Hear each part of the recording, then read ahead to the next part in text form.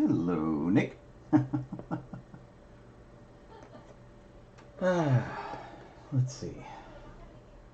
So, I've said I was going to do this for like 6 weeks now, because my birthday was May 9th, and Colleen got me a really cool birthday present.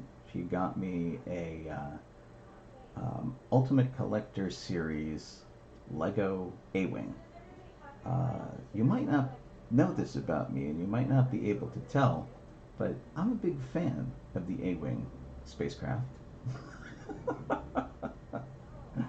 Although I'm probably not going to do the build with the whole helmet on. I'm totally ready for Lego though. I've got my scary Lego Darth Maul shirt on here. Very nice.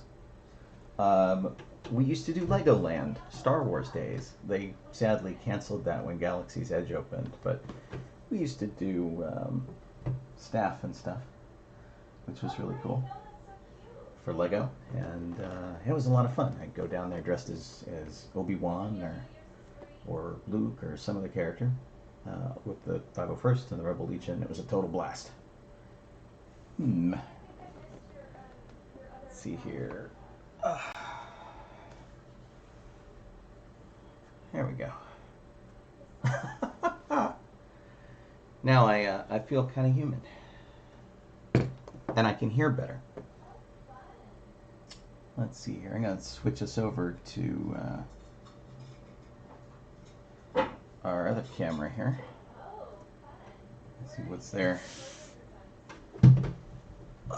Anyway, I've never done a Lego build, like on camera, and I've never built anything this big. This is set 75275, and because it's the Ultimate Collector Series, it's absolutely huge. So I think that we'll give it a shot. I doubt I'll get it all done in one fell swoop, but since I was going to build it anyway, why not, right? I thought I'd throw this up and see who all tunes in and hangs out. You can build your own Lego projects. This is it right here. It's pretty amazing, pretty sizable. A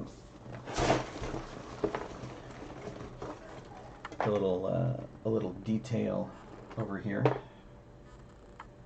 Not too bad. But when I did my first Star Wars car, I designed it after the A-Wing, and you know, it's always been kind of fun. But yeah, this is pretty crazy, right? It's absolutely huge, and it's 1,673 pieces, which isn't always true because Lego always throws a few extra in the box. Let's call it 1680. All right. I borrowed Colleen's pink knife of danger. I don't think it's really of doom. And let's see how this compares to the little tiny Lego sets. I had the very first Star Wars Lego set, which was given to me when we were waiting in line for Star Wars episode 1 in 1999, and I think it was 1701? No, that doesn't sound right. 7001 sounds closer. 1701 is the Enterprise, and I doubt they would name a Star Wars kit an Enterprise number, although I would, just to be a big pain in the butt. But anyway, back in the day, this was a set that featured Qui-Gon and Obi-Wan and Darth Maul fighting on Tatooine. It was a very small set, and they brought some to us in line at the Chinese theater while we were waiting for Star Wars to start. All right, I have the sides. Is that it? Just the side? I guess that's it. The box, amusingly, is resealable. I think they feel like you're not going to get it done in one setting either. All right. Let's Let's see what we got. That's a lot of bags.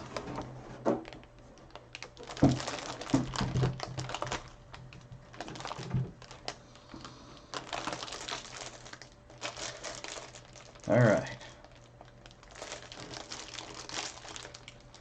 Unfortunately for me, the instructions are all in French and Spanish. That's probably not true, but this is a pretty sizable book. And then looking at these bags, they're numbered, but I don't know how high up they go. Let's see. 2, 11,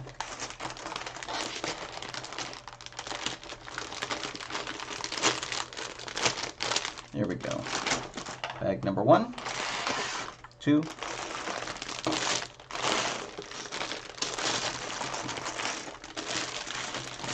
7, 8,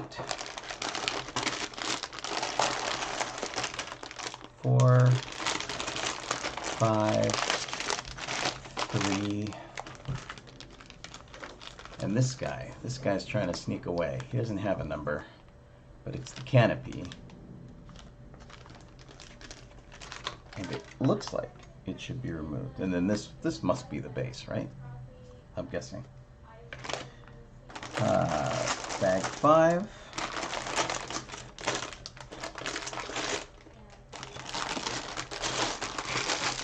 Six, 7, 8, 9, 10, 11.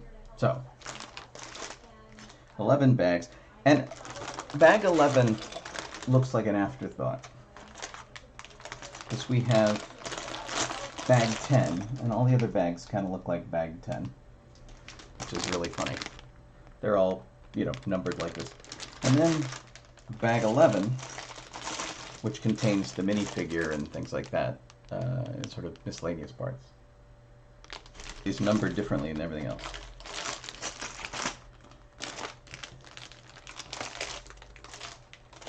I tell you though, with all these crinkly bags, it's got to be pretty noisy.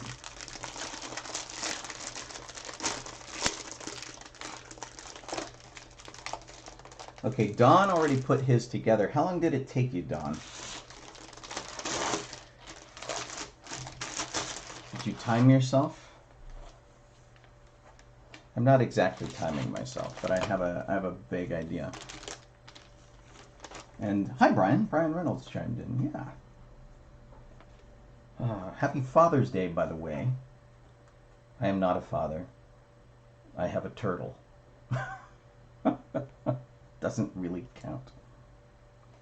All right, so here's our sticker sheet. All the A-Wing Starfighter stats on it. It's pretty cool. Looks like some canopy stickers and engine stickers. I just did a design for a new Star Wars car last night.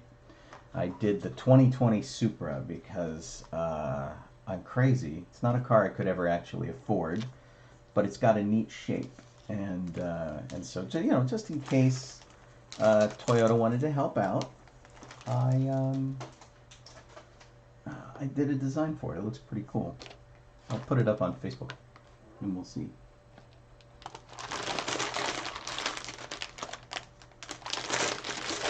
Don hasn't chimed in with how long it took him to build. Okay, so let's get these crinkly bags out of the way.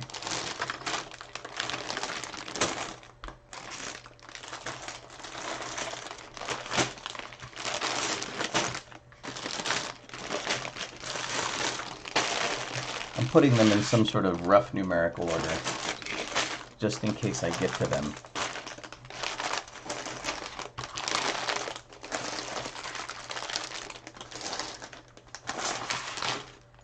All right, and bag number 1. Turtles do need love too. Camera's not very huggy though. So apparently, the guy behind this ship is Jens Kronvolf Fredriksson, That's him there. Can we get a good look at him? I don't know. Yeah, kind of close. Got a little welcome letter in here, which is kind of nice. And what you should end up with when it's done, unless you're me. So, a couple of things that that you should know about me. One, I'm blind as a bat. So if you see me digging like this and holding things up to my face, that's why. Because honestly, all Legos pretty much look the same. They're just bigger or smaller. There's an awful lot of history here inside the book here. Hans Burkhard Schlomer is the designer for Lego Star Wars, and they have a biography and they have an interview, which is super cool. I mean, that's really kind of personal. And then they've got pictures of Industrial Light and Magic working on the original Starfighter model, which is really neat. And then, you know, sort of context for the movie. That's kind of awesome.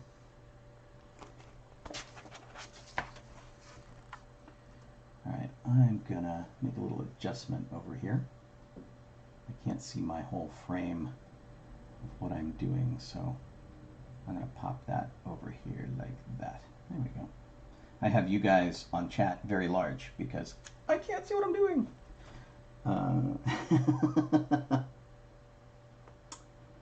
I don't know if I'm going to modify or customize this one or not. I'm a big fan of like Lego models as they were created. And Nick asked how much it cost. I believe it's a pretty expensive kit. I think it's about $300.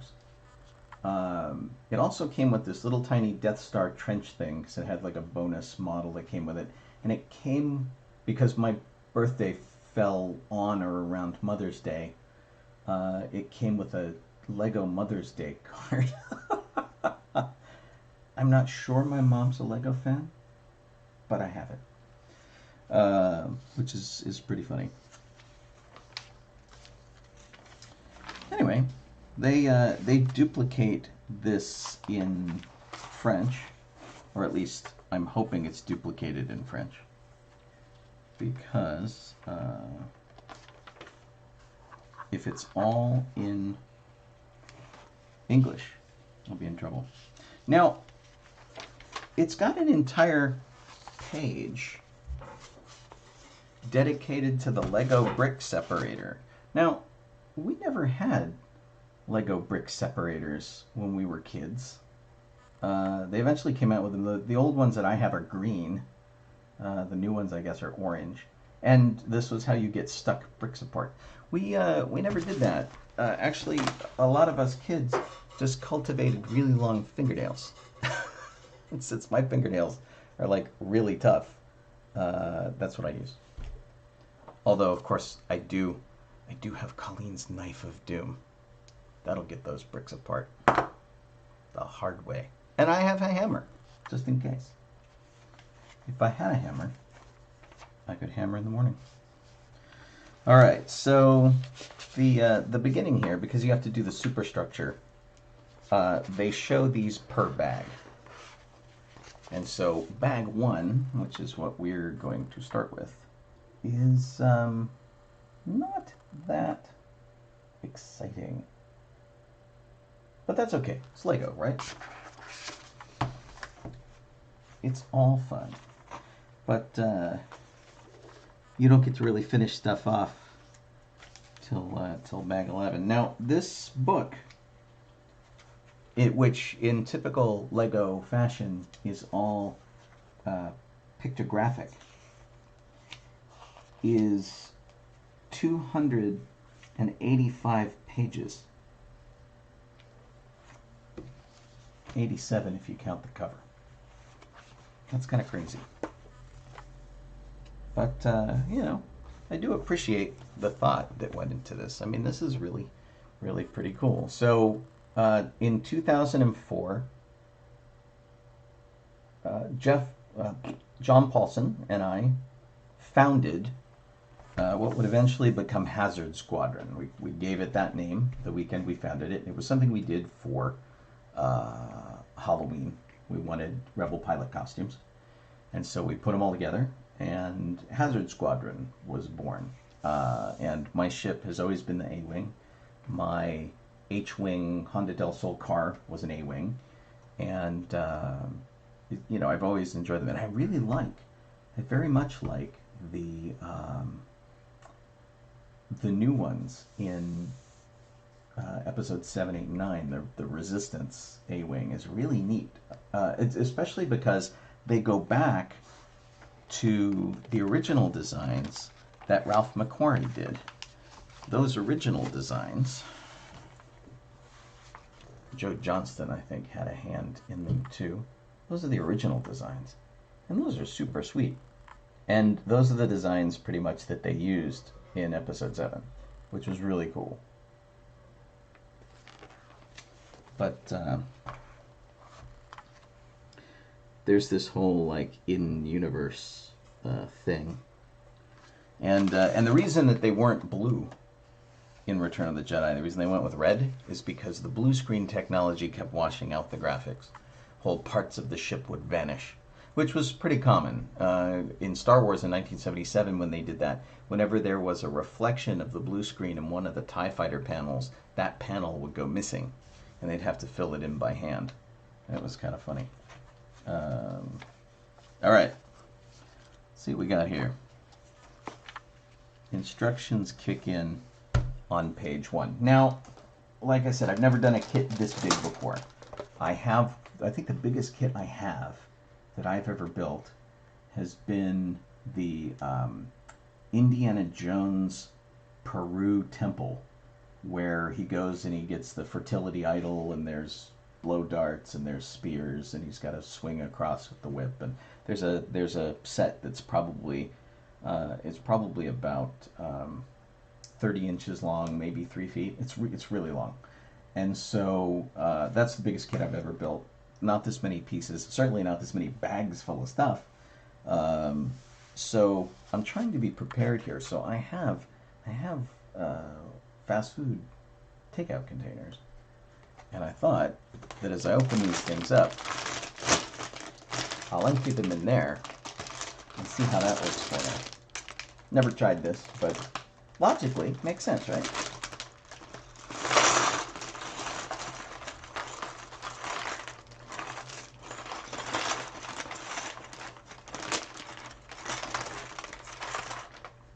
Now, while I do a lot of Lego stuff, I don't always get the terminology straight. So if you're a total brickhead, I apologize for not getting it straight.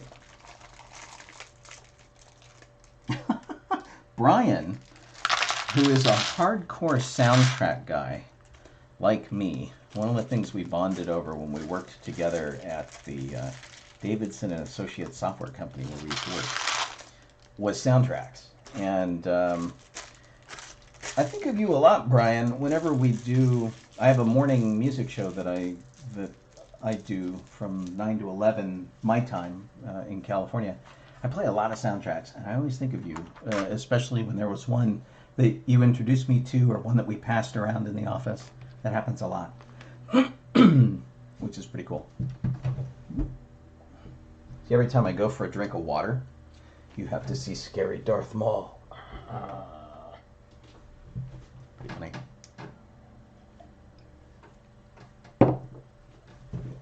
Okay, so in my attempt to be clever, I have put the very small pieces here and the very large pieces here. This will either work really well, or it will bite me in the butt. I'd probably lose the hat.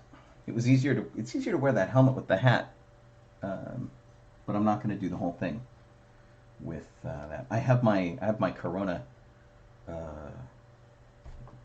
quarantine hair, which is very long now and thinning on the top.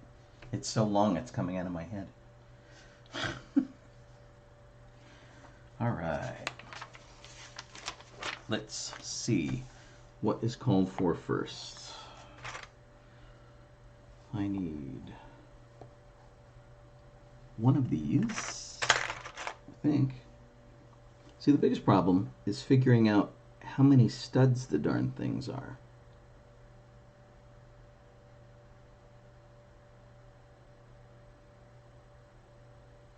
It's a 16 stud beam.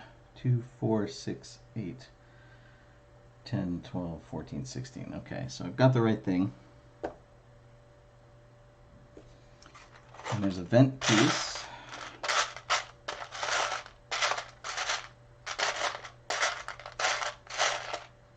And, you know, feel free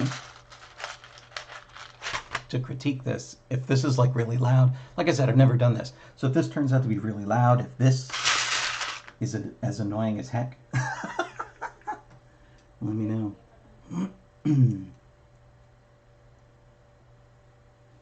Oh, Nick Trapani says he dusts his ships with paintbrushes. The last time I went to, I think I was at the pharmacy or I was at Target, which of course has been a while because we're all stuck inside.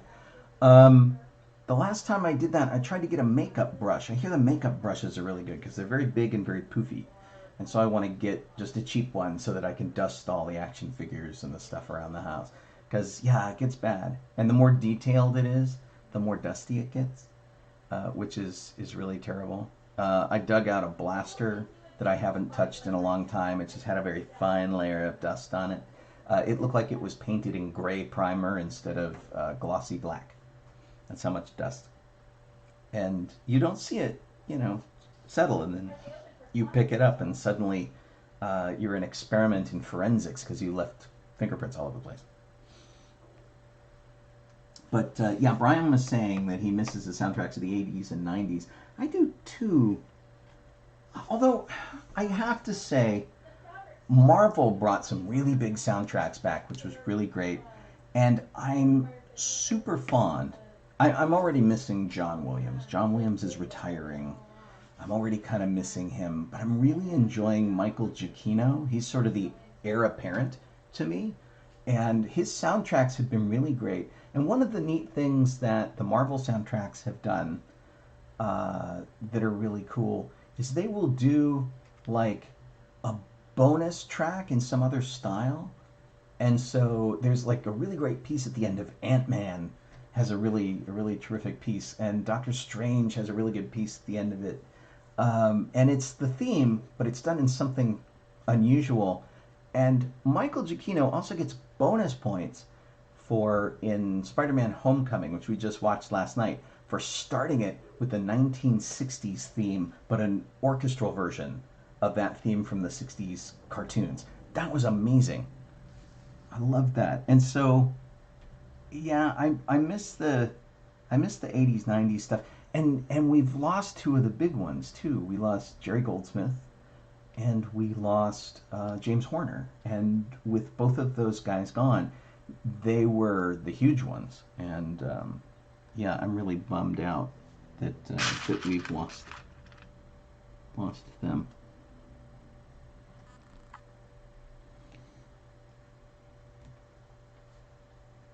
You can see this is going to get complicated already. So now I'm doing these little cylindrical guys based on the instructions here on the strut. What do we want on either side? Legos are almost worse than IKEA. IKEA, you can pretty much sit down and look at the parts and go, oh, hey, this is how this is supposed to go together. Less so with Legos. But, yeah, it's starting to look like a weird jungle gym.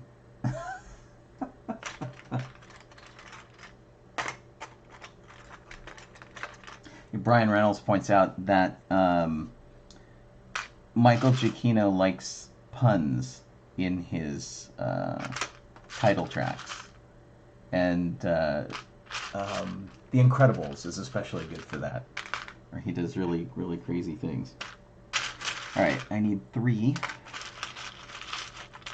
of these little black single stud ones. Okay. And I need 2 of the blue triple stud ones. Okay. So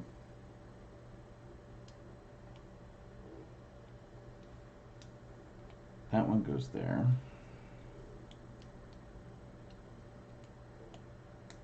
This one goes here.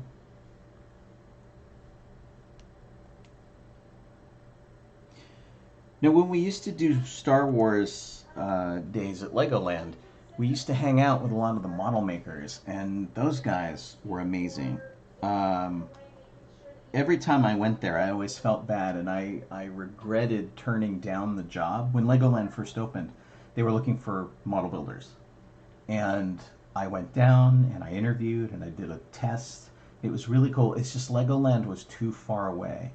It was an hour and change without traffic to drive there and then to drive back. And it was just a little too far for the amount of money they were offering. Would have been super cool job though. It was probably the most interesting theme park job I've ever been offered, and I've had a couple of pretty good ones. Okay, looks like the picture so far. What are we doing now? Oh, now we're adding another one. It would be this one, which snaps on there, and then what do we need? 3 of the 2 length black cylinders. See, it probably would have been to my advantage to jump online and go, so, what are the technical names of all of the Lego pieces? But, as much as I've hung out with a lot of those guys, I pretty much stop at studs.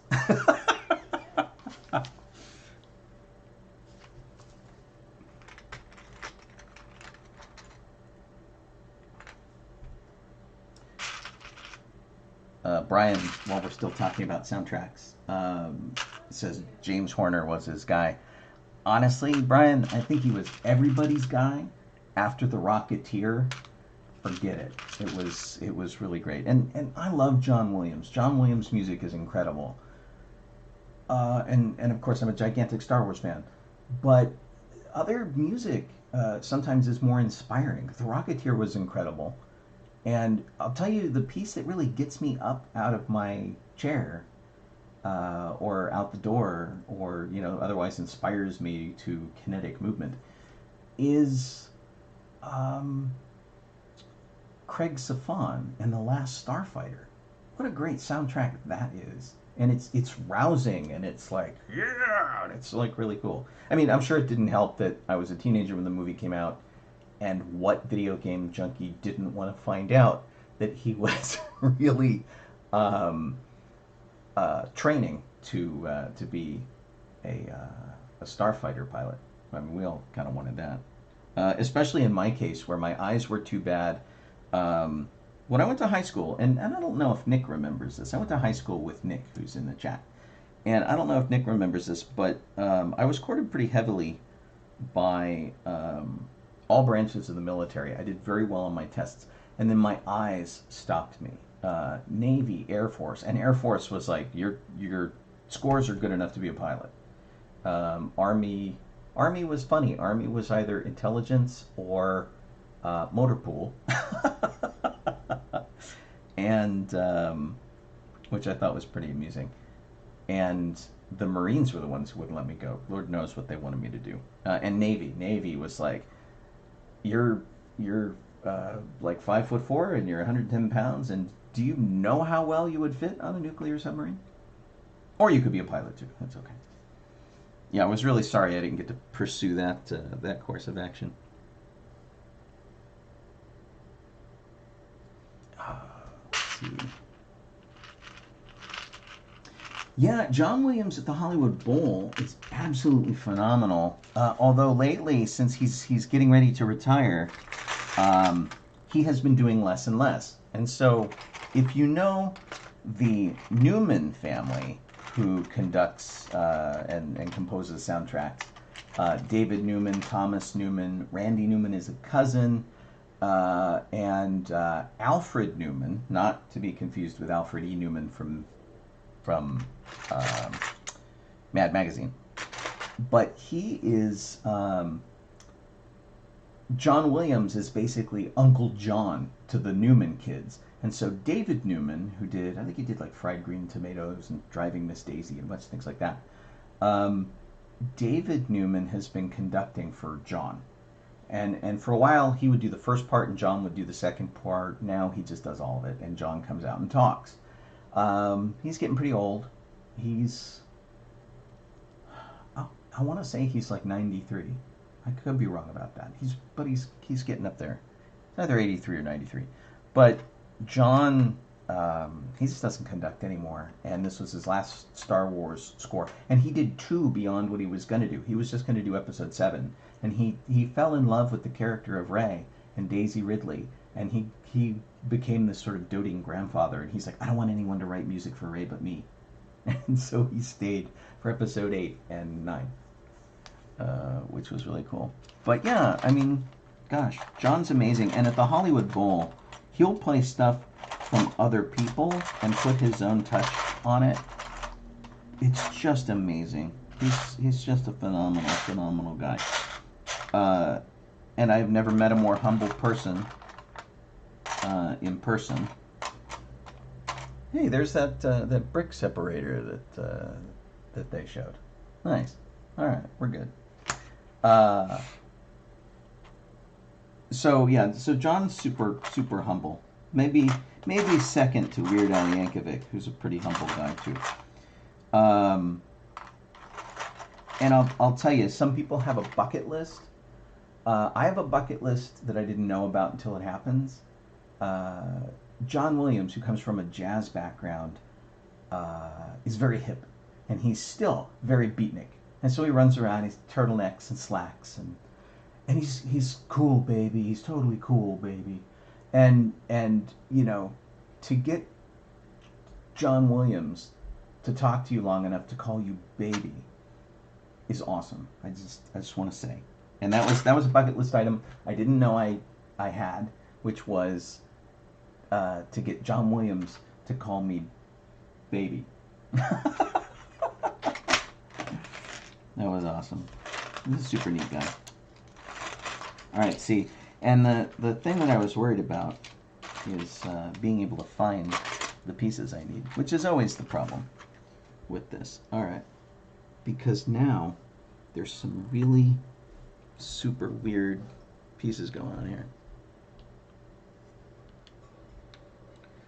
All right, this one goes here.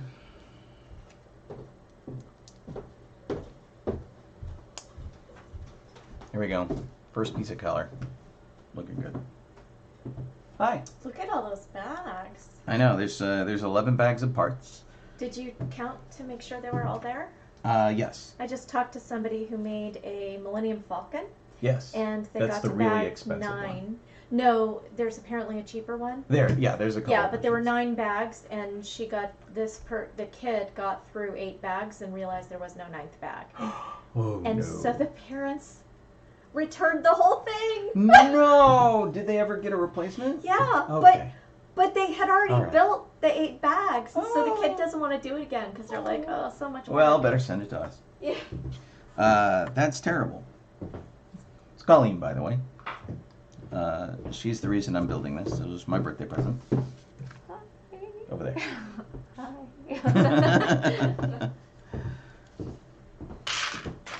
Brian Reynolds is here, which is cool.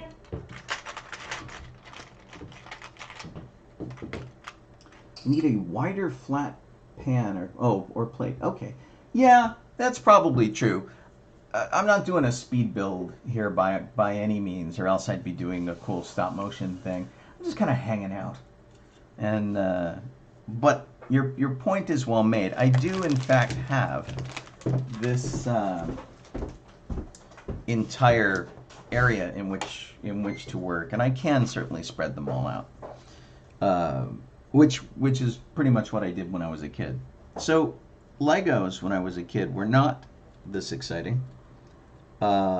If you had, I think they introduced the minifigures in 1979 with like the space set, which was pretty neat. So from the Lego movie, Benny the Spaceman was like pretty much the first Lego minifigure, and those were pretty great. And you would spread them all over the place, but Legos for the most part were just colored bricks that were either square or rectangular, and you could build houses and things that were all very 8-bit basically in their look. And so we would build giant cities. We had shopping bags full of Legos. We would build cities that were nothing but stacked Lego bricks into buildings. And then we could do, if everybody brought all their Legos together, we could do like a 6-foot by 6-foot area. And then we would just Godzilla through the city, destroying stuff as you went through. And, I was, I don't know, 2.5 feet tall, 3 feet tall, something like that. I was really short all my life. And so, the buildings were like twice my height. It was pretty awesome. Very much like the video game Rampage.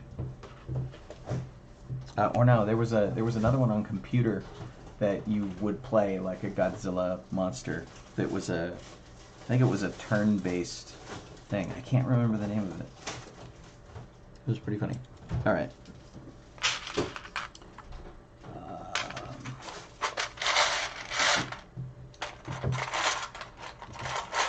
Now I had a problem. Colleen was telling a problem about the Millennium Falcon kit where they didn't have one bag of parts, which Lego will send to you if you ask them. You call them up and go, whoa, man, I'm missing bag number 9.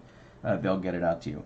I did a gift exchange with somebody, and it was a really great gift exchange because of Colleen, who found a AT-AT Walker from the Star Wars line on sale. We're talking about like the 2.5 foot by 2.5 foot tall walker for action figures. She found one for like $10 at Toys R Us on clearance, and so we bought a couple of them and we sent them around as gifts in the Star Wars gift exchange. I sent one to a guy in Canada who didn't have one when he was a kid, and this was like 1995, so it was about 15 years after not having one when he was a kid, and he was in Canada, so they hadn't gotten this toy yet in Canada for him to buy. And so he was excited. There were tears. He was really moved by the fact that we sent him one of these things. Except the problem was I got my thing, and there had been some sort of flood. And so my Lego kit that I got was, which I had really wanted, was Boba Fett's Slave One starship. And I got this box. It was the original box it was in, but it had been taped up. It was torn open. And I opened the box, and the only thing I was supposed to get was the Lego kit. That was all. And inside the box was the Lego kit, which had been torn open and was missing half of the pieces. And I couldn't tell which ones were missing to get Lego to replace them. And it wasn't like this where they were doing bags. It was a box full of parts. And so I never ended up building that because I never got the remaining pieces. But maybe the insult to injury part was where they had filled the rest of the box with other stuff that had been damaged in this flood. So I got a bunch of granola bars. I got some feminine hygiene products. I got a whole bunch of stuff. I got totally hosed on my gift exchange. And it wasn't the guy's fault. He sent it. It was the Postal Service or UPS or whoever was delivering it. I was so bummed. And to this day, I never got that model, never finished it. Never did it. All right. Page 32. We're done. Now we have to build this sub-assembly. So, 2 of these. I need a 5-hole black span. There's one. You want some snack, Sean? Sure, that'd be great. 4 3-unit posts. And then I assume this piece is yellow. It kind of looks beige. Nope, it's beige. Look at that. Okay, I think I got it.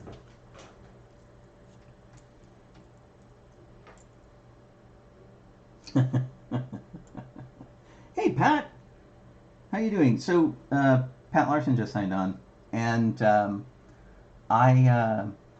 somebody was looking for replacements for the F word for swearing, and they wanted alternate, safe versions of the F word. So I offered up fudge bunnies, which I always associate with Pat. If Pat ever did one of those, give me one word that you associate with me thing on Facebook, it would probably be fudge bunnies. A little picture of her saying it too. I know, right? It's totally her thing. She owns it. Thank you. For a minute, I thought you brought me tomatoes. He got. I got plums. Plums. Yeah.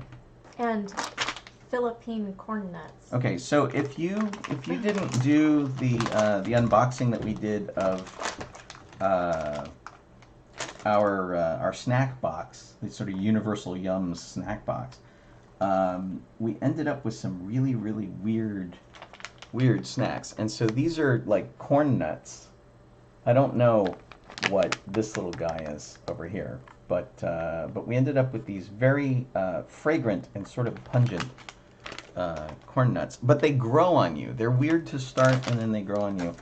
And I think it is now my job to finish those off. Oh, I'm eating some too. Oh, Colleen's having some too. There we go.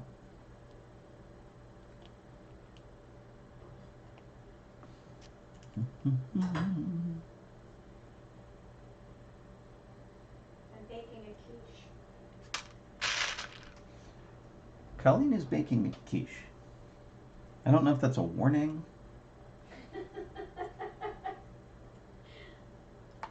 Beware the quiche.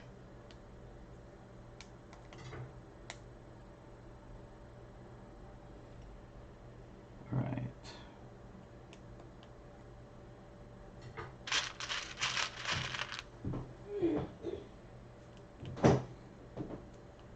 That, yeah, there's this one weird beige piece. I don't know why.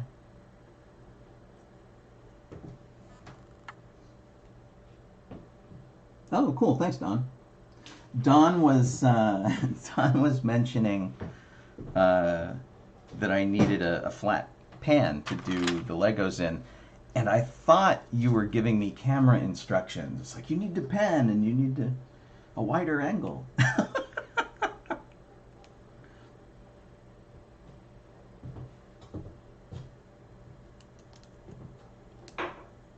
Boy, these two snacks don't mix well. The plums and the... Yeah. Oh. Okay. Good to know. All right. Oh, no, did that wrong. Nice thing about Legos is if you do them wrong, you can just take them apart and fix them. Unlike IKEA. I have an IKEA set of drawers in the studio, and periodically I will lose something behind the back of the drawer, and it'll always be something like a foam microphone cover or something, so it's big and squishy and you can't close the drawer and you have to take the whole thing apart, and it's a mess. It's just a mess. I may end up taking the backs off of those if it happens too frequently. All right, this is like not exciting, but there you go. I think part of the excitement about Legos, though, is that you build something, and then when you're done, as you get closer, it begins to make sense. All right, more weird parts.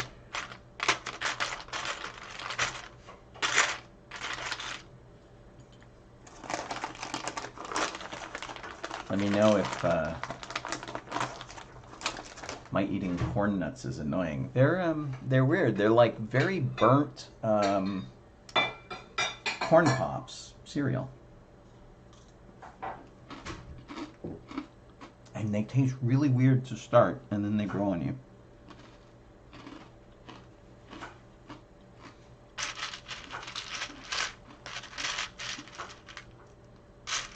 Okay, 2 black single length,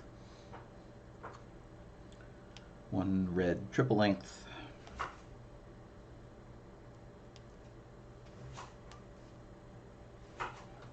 Ooh, and what's that? Whatever it is, it's cylindrical and shiny.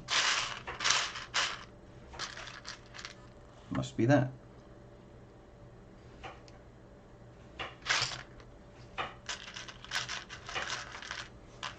Looks like a weird little roller. Very strange. Okay, so 1 of those, 3 of these guys.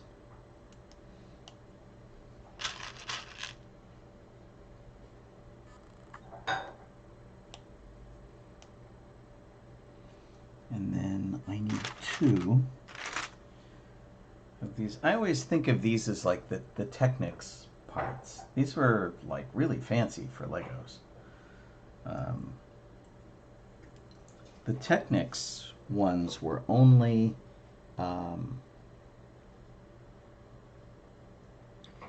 they were only for building cars and things, which were always pretty great. Although the first Technics car, I think, didn't even have a body on it.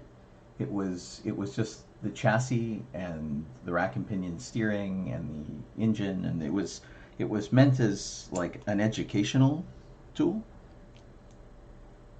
And I guess you were sort of on your own for the body, but we didn't have all the really cool parts yet that they have now to do the body.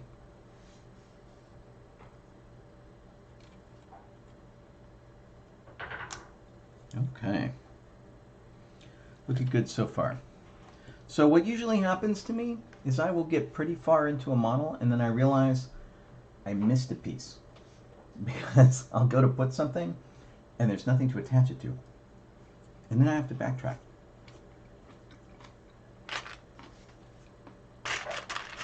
So you have that to look forward to.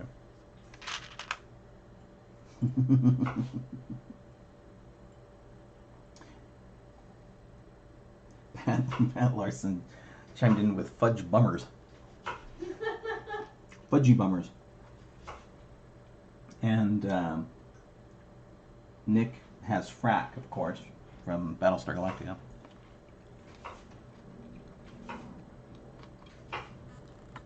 Okay. Now we're back to a little color here. A lot of gray in this model.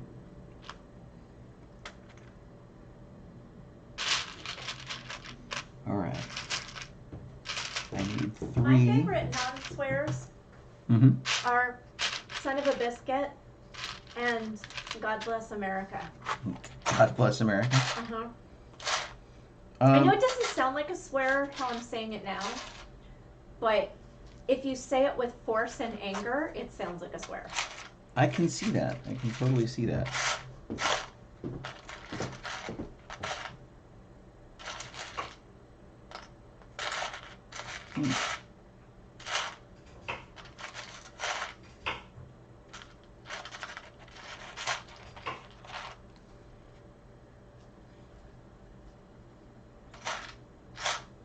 I'm sure part of it is my eyes, and part of it is the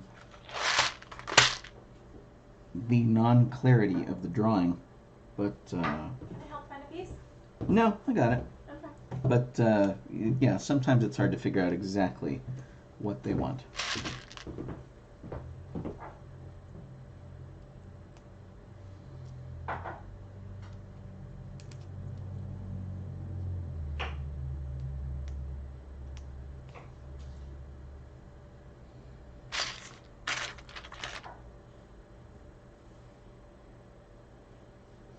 It's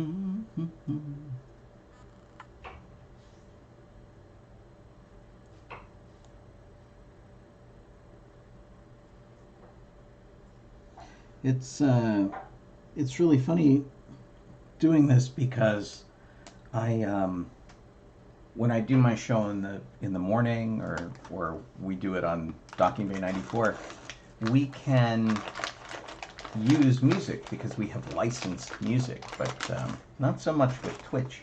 Not like, I guess I could find music that was like not, you know, that was royalty free. But we pay on our radio station, we pay to be able to play music. And anyone we play gets proper residuals because we played their music. So I feel really good about keeping like Weird Al Yankovic's career going. Because, you know, he gets like half a penny every time we play his song.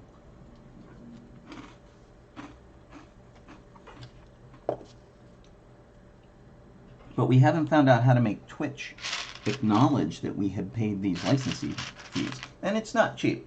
And I don't have to pay it because I'm just a DJ and I don't own the station.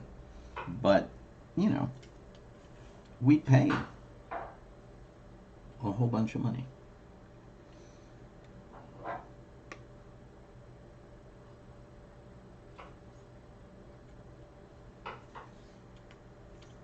Okay. I think I put that in the right spot. I don't know. It either has to be here or it has to be one over to the left. But I'm going here.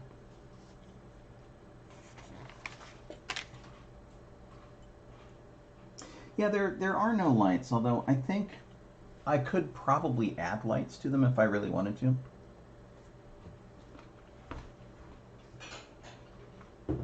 And in fact, I have small battery-powered lights that would fit perfectly in the back of the engines if I really wanted to do that. One of the things that I did want to add lights to that I never have, for one of the Legoland days, I think the last one, I made Lego lightsabers to wear with the costumes. Sorry. That's okay.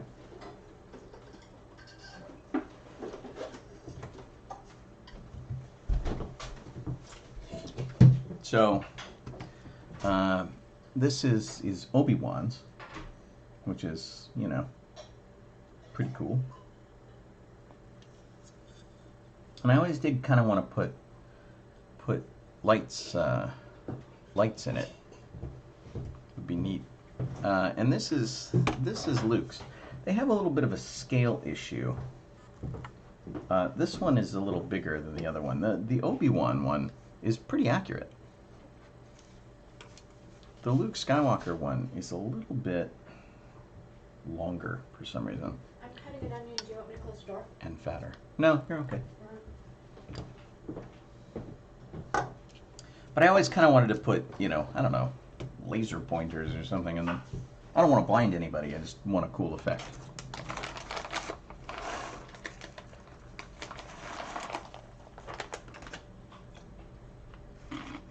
Okay. We're on page 36, but we're still on bag number 1. How many pages are in your book? 284. Good Lord. Yeah, the whole front part of the book, though, for the first like 30 pages, is all history of the A-Wing and the guys who built the models, and That's super cool. it's really neat.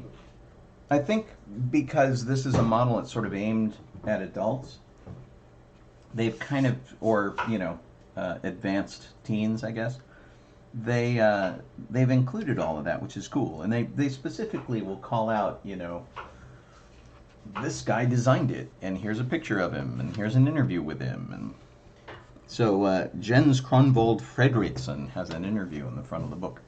So I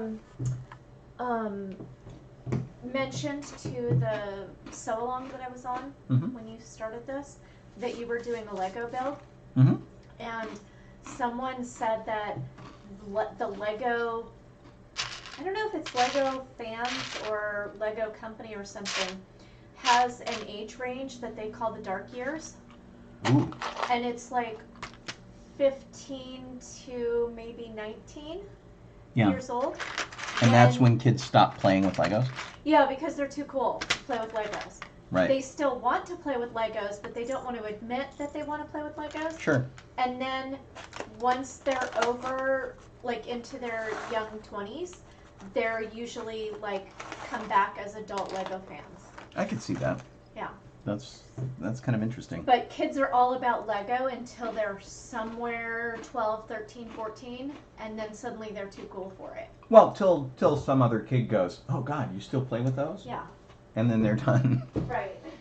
I don't think I ever had that though. Always had Legos.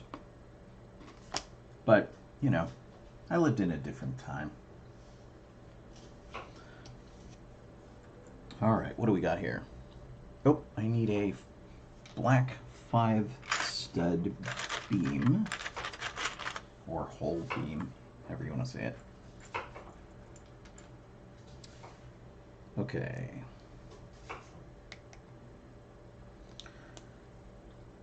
So, I don't know if you heard, Colleen. Pat may have heard this. There has been a redesign of the railings on the Golden Gate Bridge. Really? And what they did is they're making them less of a wind block, so they're more open and grid-like with thinner supports. That's now a whole grid instead of straight up and down like it was the last time we were there. Does it change the look? It changes the look, but not significantly. Okay. What it does do is at higher winds, the bridge now sings. Oh, I did hear that. It makes a tone. Yes. Which is crazy. And so the Golden Gate Bridge has a song to sing now because of these changes that they made to it. And the problem with that is that they, the people in San Francisco didn't warn anybody about it. I mean, it was discussed when they were talking about the changes, but they didn't call it out specifically. Oh, so a lot of people had been running around the city going, "What is that?" I have this song stuck in my head. It's and like, I don't know why. Well, it's a tone, and it's like the wind blowing across 1,000 beer bottles. Wow. And in high winds, it can be heard quite a distance away. That's pretty amazing. Yeah, and it's crazy, but people are like, it's like the siren song of the apocalypse. What is that? People are freaking out. But I kind of want to see it or hear it. I have a friend who lives in the city in San Francisco, Mm-hmm. and she has a tendency to post on Facebook a lot of things about architecture and design and history of buildings. So I think she's the one that posted that I saw.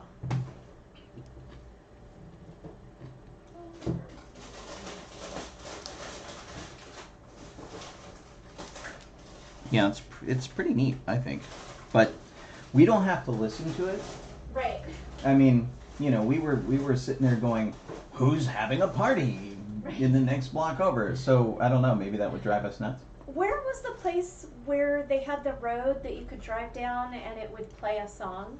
I think it was out in Lancaster 'Cause or I feel like we went Canyon there. Country or something. Yeah, there was a place that you could go with your car where, although it was meant to be used with particular tires, like Goodyear tires or something like that, it was because they made them for their own brand. But you could drive down the road and it would play like Beethoven's Ninth or something like that. And you could hear it in vibration from the tires on the road. And they had made textures for each note that would ring out a note. And it really worked. You could really hear it. You'd be driving down the road and you know, it wasn't, you know, a full orchestration, but it got the point across. It was really fun. I think it got the point across that there was a song, not what it was. Yeah, I mean, I don't know. I think we figured it out when we did it. I thought that was because we looked it up. I don't know. But maybe Maybe. I would like to think I'm smarter than that. So, you see my hair is like completely getting in my way all the time? I may have to put that hat back on. You don't want a hair thingy? No. I don't have enough hair for a hair thingy. You would have a top knot. No thanks. I'm 5'4". I'm surrounded by tall people. And nobody has had the guts to tell me that my hair is thinning on top. Turkeys.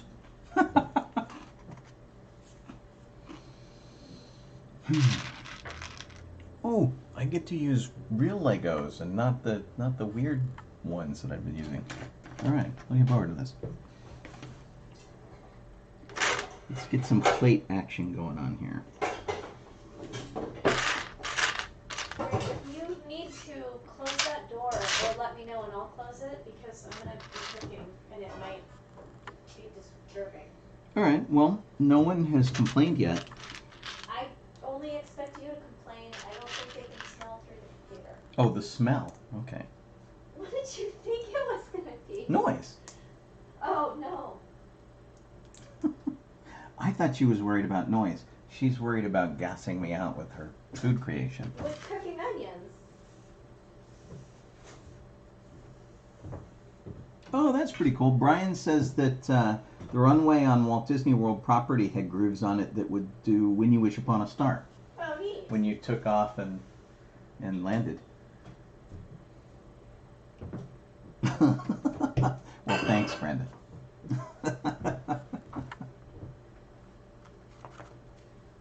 That's funny. Well, Pat, if you hear that creepy noise and you don't know what it is, now you know what it is. Although there are all sorts of videos on YouTube, and that's how I found out about it. It's kind of neat.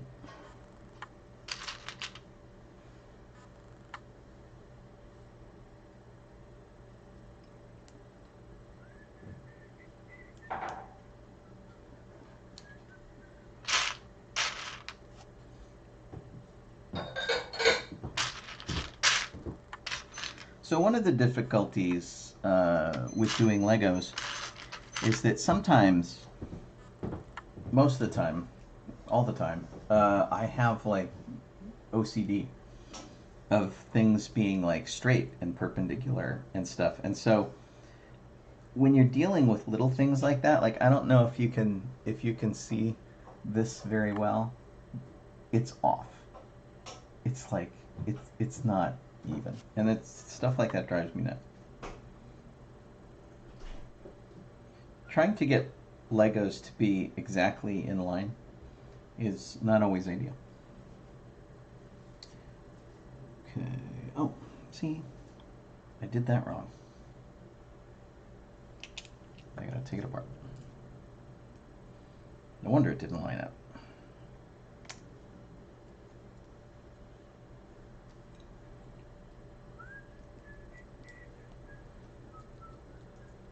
Now I've got Ode to Joy in my head.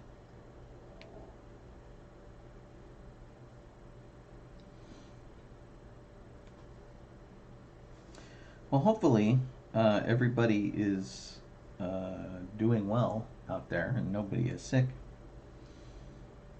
We've been doing pretty good. We quarantined pretty early, and just about the only thing I go out for is to recharge the battery on my car, drive around for a little while, and to go give platelets at the American Red Cross. And that has I haven't had any problems with that.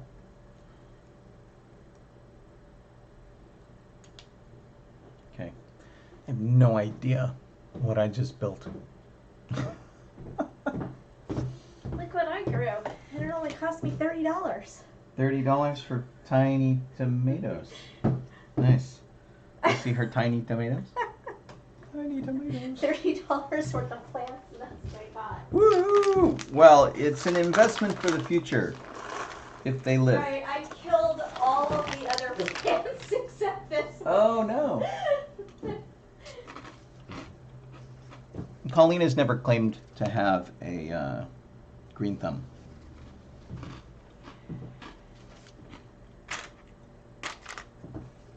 Okay. And I bought this for $3.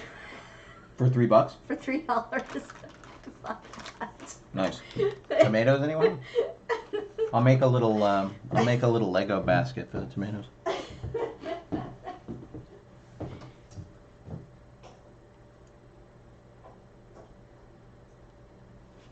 Okay, that looks like 9 holes. 1, 2, 3, 4, 5, 6, 7, 8, 9. Nope, not that one. Looks like that one.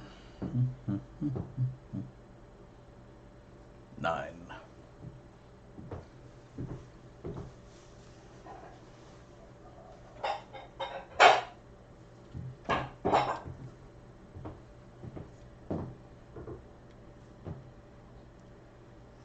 Ah!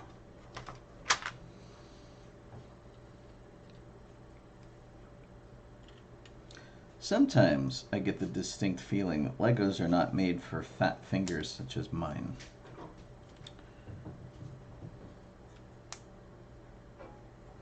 Okay, I have a spinny thing. I have a spinny thing and a rocky thing.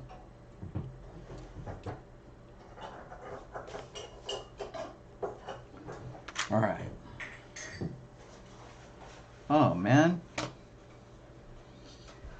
Well, now I appear to be starting all over again and building a second version of whatever I just built.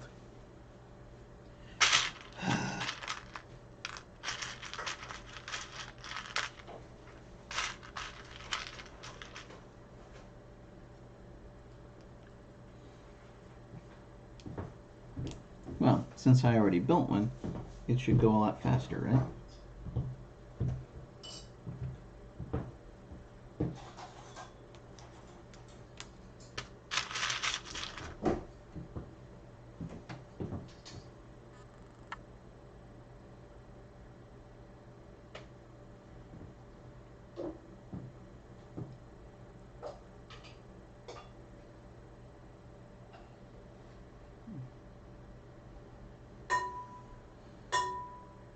Oh, I'm glad Tracy was safe, Brian. The Vancouver is pretty cool.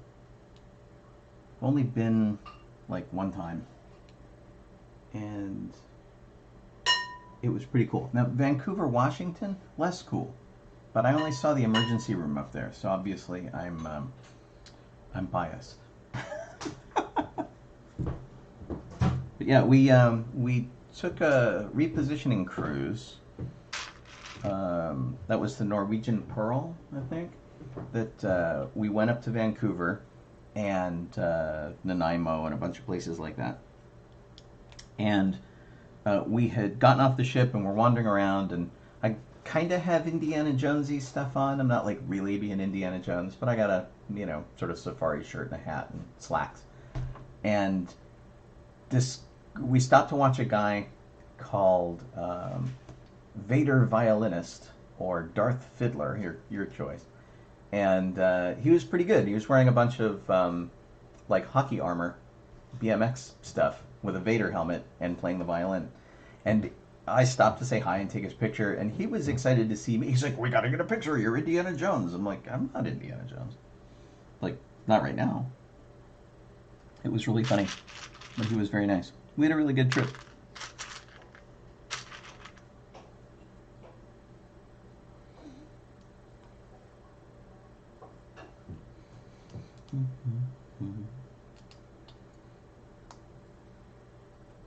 See, I smell onions or something, and it makes me think of hamburgers. It is leeks and onions, and we're not getting any hamburgers. Ugh. Leeks. She's making leeks. Of course, I'm eating something that's adobo flavored, which basically just has a lot of onion powder in it.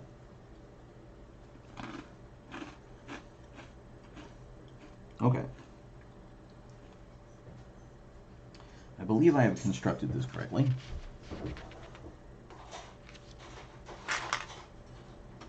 this and 3 of these. The one of the nice things about making your way through a Lego bag is, as there are fewer parts, they're easier to find. It's like, I only have one of those. It must be that.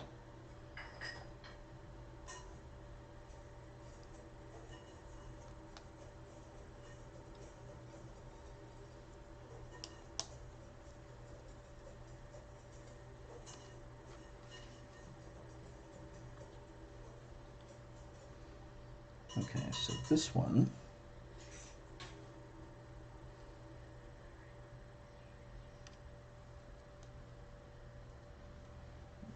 is here. Yeah, some of the drawings can in fact get a little confusing.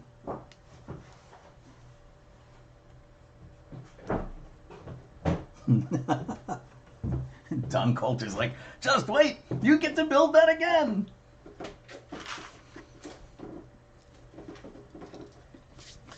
Now, how much would you pay?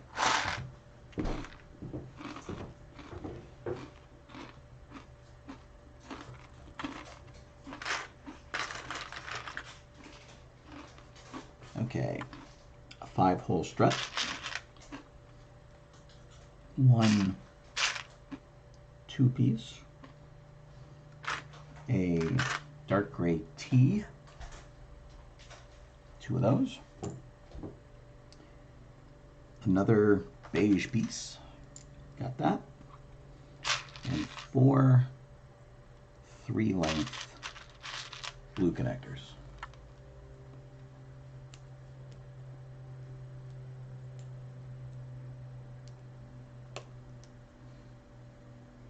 But wait, there's more.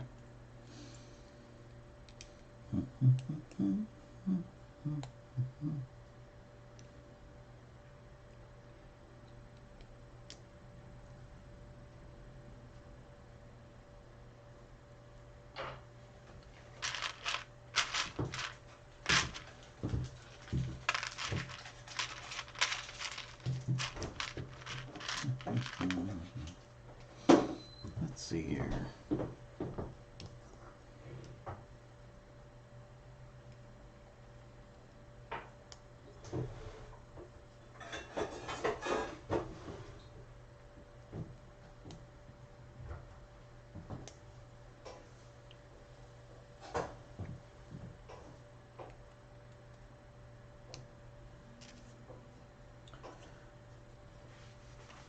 Well, I thought we might have heard something from Dragon Con this weekend about canceling.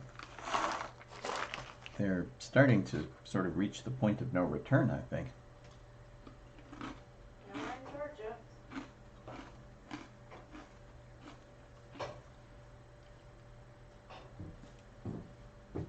Oh, I missed an entire step.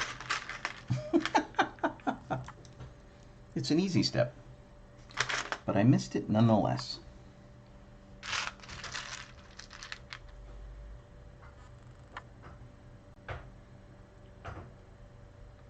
Okay. That and this. Okay, I have made a successful course correction. And now I can put on the thing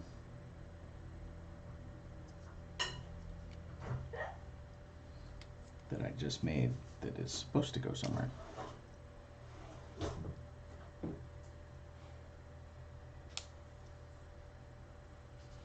All right. Oh, page 42. We have reached the page of the answer to life, the universe, and everything.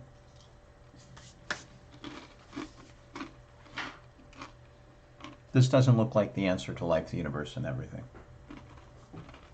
It just looks like more like us.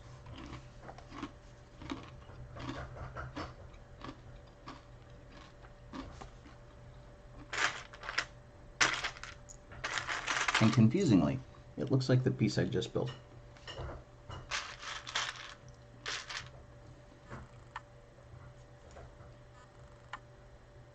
Right, 2 of those, 1 of those, 2 of those.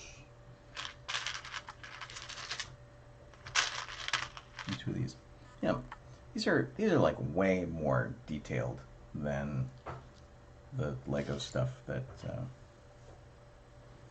we did. I remember in 1977, at the height of, or 1976 rather, the height of the bicentennial, I built a Liberty Bell. But remember how I mentioned that pretty much everything you built out of Legos was 8-bit? Yeah, this was too. Very jagged looking Liberty Bell. But it got me out of doing a book report, which was good. We had to do a diorama or something, and I just wasn't feeling it. I had already done a really great diorama earlier that year that was all hand drawn and cut out guys, and it was a Hardy Boys book, and it was them falling down a clock tower stairwell or something, and it was cool, and it was 3D, and it was awesome. And then I did the Lego thing because nobody had done Legos before as a diorama, so I did. And I got to be the guy who did it before the teacher said, okay, nobody else gets to do Legos for their project.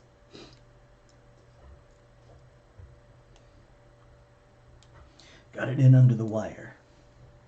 But because, you know, we didn't have Legos of, you know, reasonable coloring, it wasn't a very good and accurate thing. It was all like red, white, and blue, and black.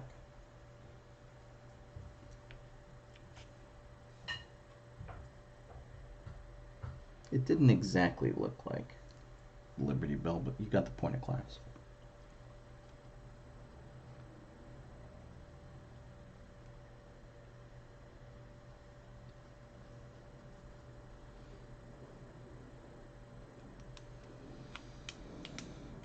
Okay. I think I did it right. I put my hat back on because my hair keeps falling in my vase. There we go. If you haven't been to Galaxy's Edge yet, this is from Galaxy's Edge, this hat.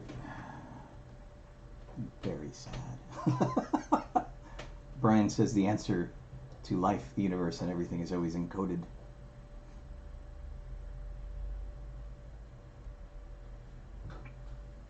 That's pretty funny. Yeah, Don was saying that the paper in this book is heavier than most Lego instructions. It kind of is. It seems to be about the same, but a lot of Lego instructions come folded like a map. You've got to stretch out this big giant thing. There were 2 instructions on a page, and I just missed it because I'm dumb.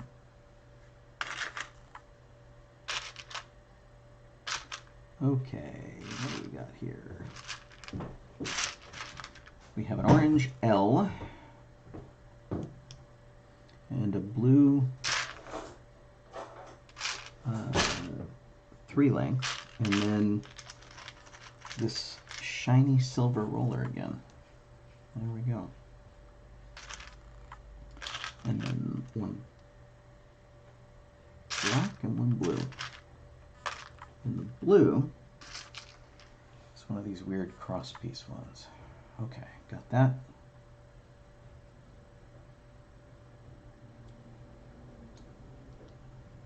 We got that backwards.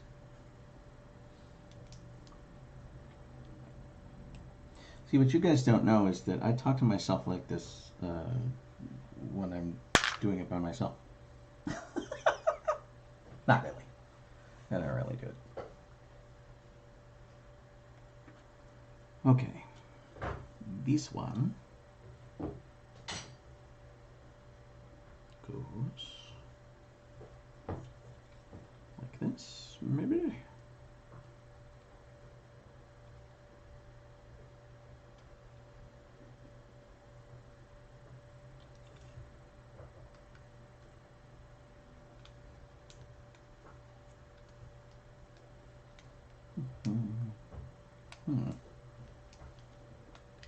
This one, she's tricky.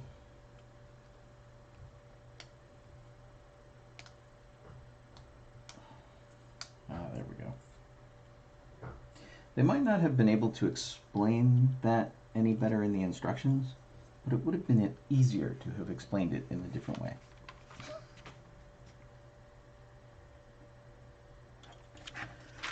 Okay.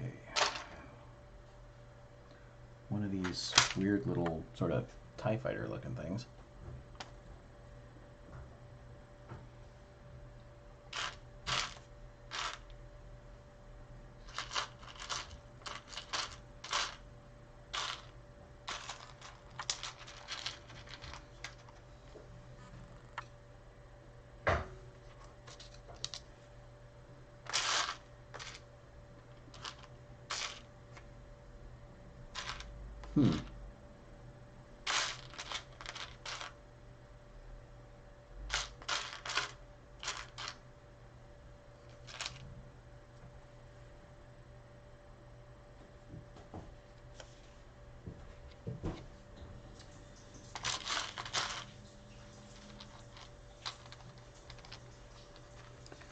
So sometimes one of the problems I have, and you may have this problem too, is that sometimes the instructions will show a piece of a certain color, and it's hard exactly to tell what that color is.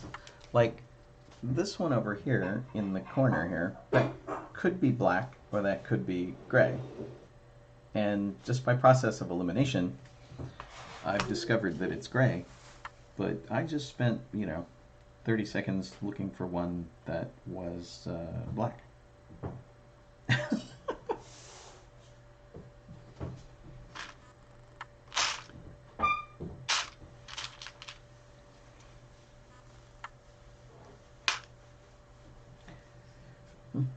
We did one of the Advent calendars this year, which was pretty fun.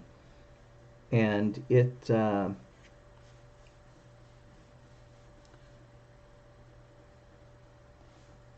a lot of extra pieces left over, which was kind of a surprise. And I don't know if that's a thing for Legos with like smaller kits. You just end up with a bunch of extra leftovers, or it happens with all of them. So it'll be interesting to see how many pieces are left over from here. It seems to happen more with the smaller pieces. I think they just throw some extra ones in there because, better to have more than fewer.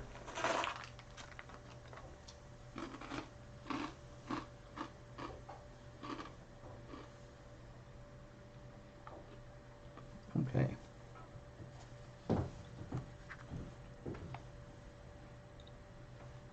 And I'm running the risk of missing more instructions. It seems to be whenever they just put them on the same page. I'm like, whatever.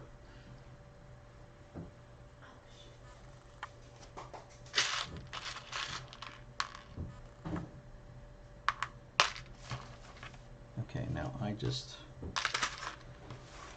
rolled one off the table.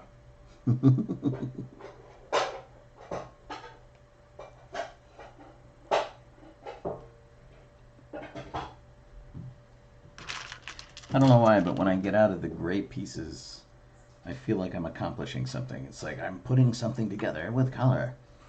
Although, honestly, this just looks like I'm doing, something for Batman. Gray, black, yellow, that's Batman.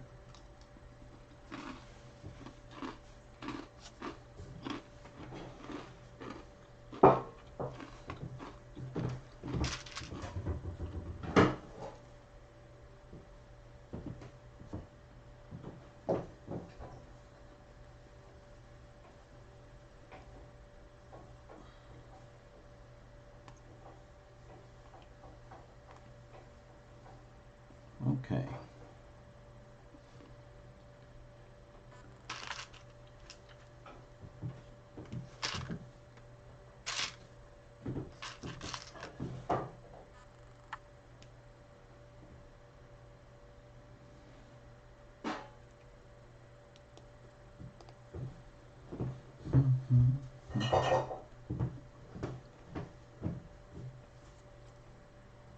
We just watched Spider-Man Homecoming last night. It was very fun to see the Lego Death Star featured so prominently.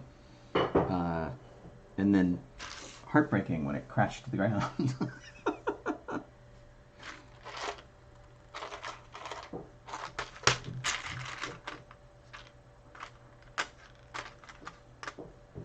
Hi, Jeff. Yeah, it's not just for TV dinner. So I think, I don't know if it was this tray or not, but we built a gonk droid for Jeff's daughter, Serena, and I think we used one of these for the face, put all the details in there.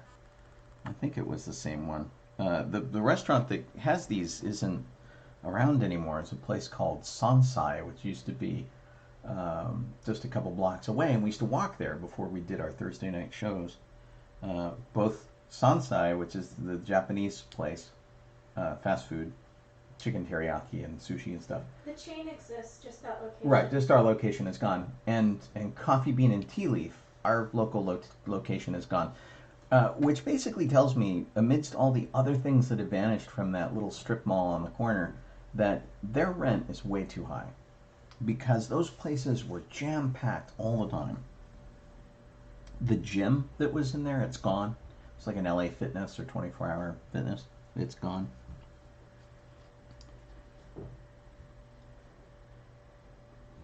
Okay. Right, this is ridiculous. Now, all right, I put a gear on here. So that's plus.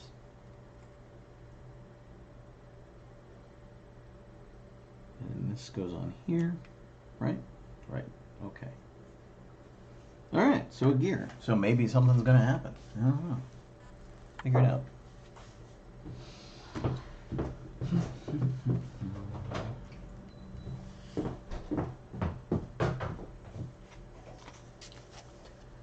Okay.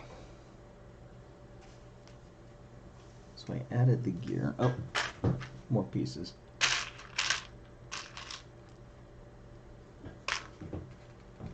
I need three length blue ones and one small blue one. Two of the black ones.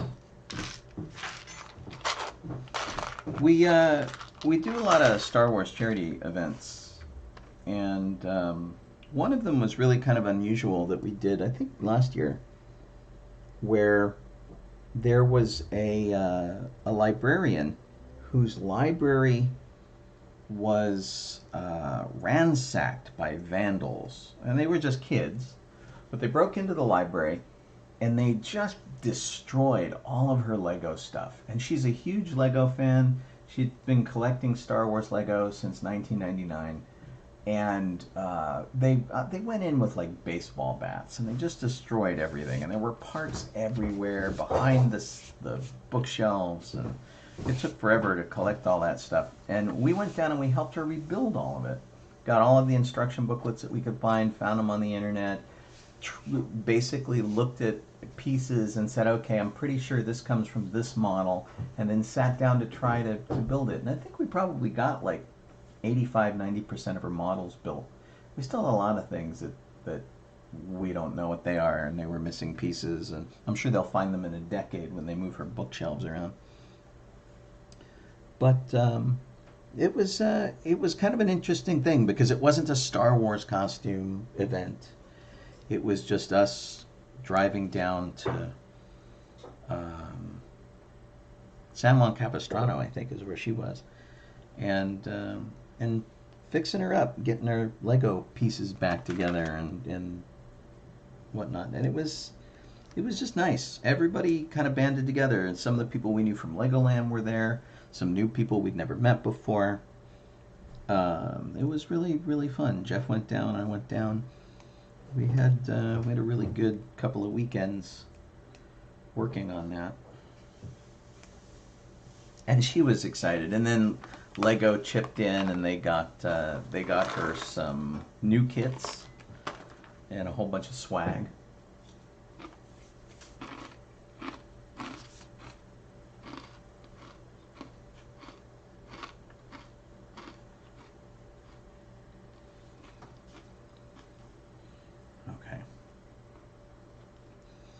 this one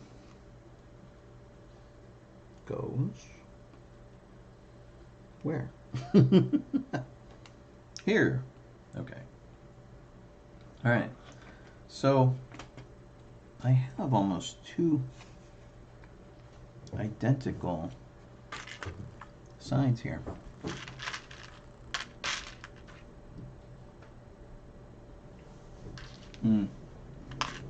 Yeah, this kind of plastic, Jeff, is like, it's like Teflon. It doesn't want to glue anything to it. But we may have used one that was similar. I don't remember if it had the dividing line in the middle or not. That's sort of the discerning feature.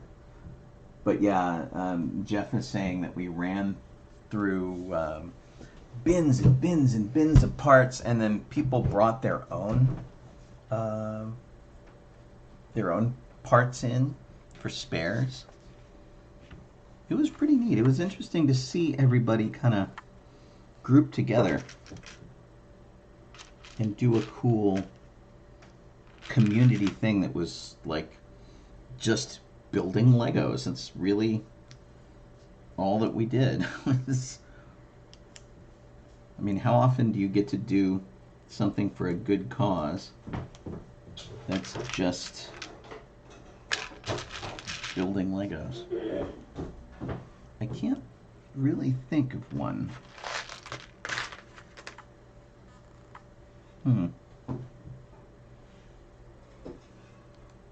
So this isn't exactly like the other one because I went to go put this piece together and I'm like, okay, well, I need another one of those like I did with the last one. No, it's different, which is good because I don't have another one of the other pieces I thought I was going to need.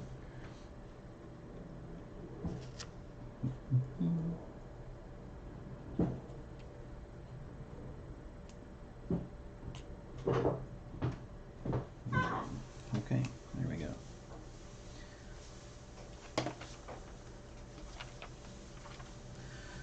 All right, what now? Two two-length black pieces, one three-length cam, and two little blue ones. Okay. I feel like we're getting close to jamming these things together.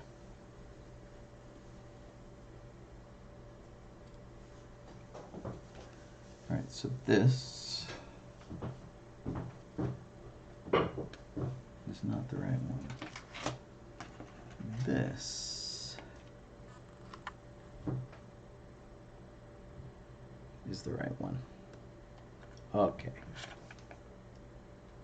Okay. All right. Okay.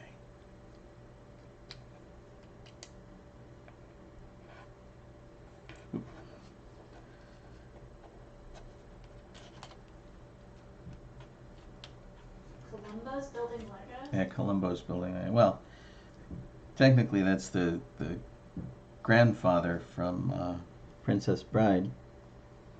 I've seen a whole bunch of people online recently that have not seen the Princess Bride.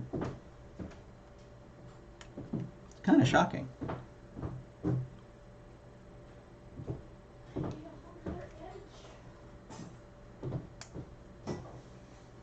There's a little meme going around that shows Fred Savage in bed, homesick in his bedroom from the Princess Bride. And he's like, okay, Grandpa, where were we? And they show Peter Falk. He says,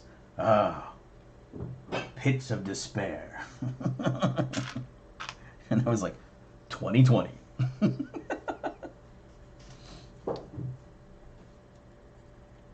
Oh, here we go. I get to put them together. Part number one. Part number two. Let's see what we got here. Where's the one with the wheel? Here's the one with the wheel.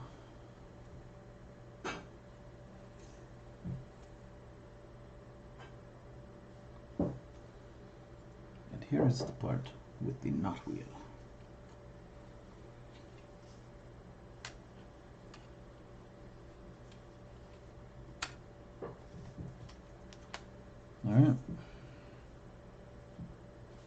Nope, except I forgot one piece. I forgot this piece. See, there's always one piece.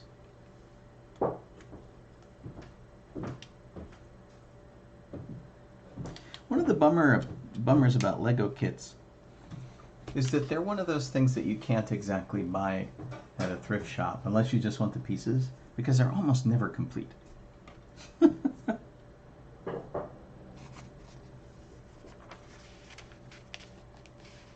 Okay, that was step 34, page 49.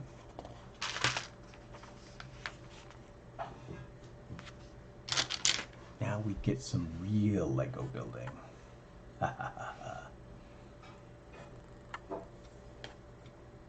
I do like this color. Here's a bigger one. This kind of reminds me of the color of my car. And kind of like dark burgundy red, whatever. That's a good color. I like that. I need a Lego version of my car. That would be pretty cool. Which one?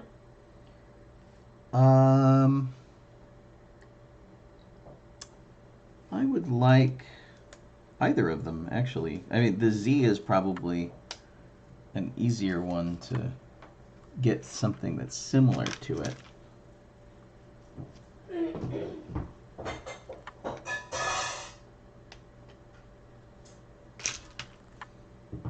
See, I think I found some parts that I missed. I'm like, hey, mine doesn't look like that. Story of my life.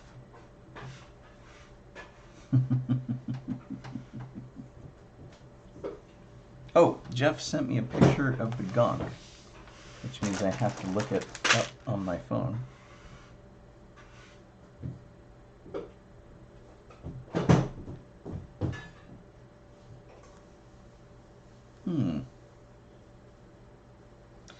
Yeah, I think we used one that was just a big square one, and then we cut part of it out.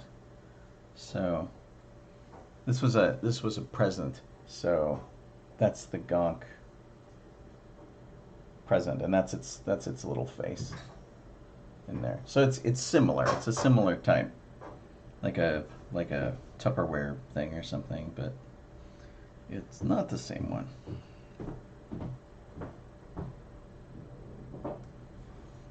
Cool. Okay, so there was that. Now I get to use two of the big plates. Those go in the front.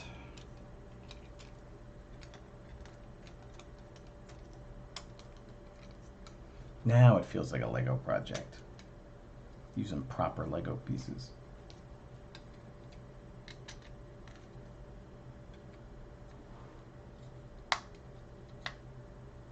Now, I mentioned that I have like OCD and stuff.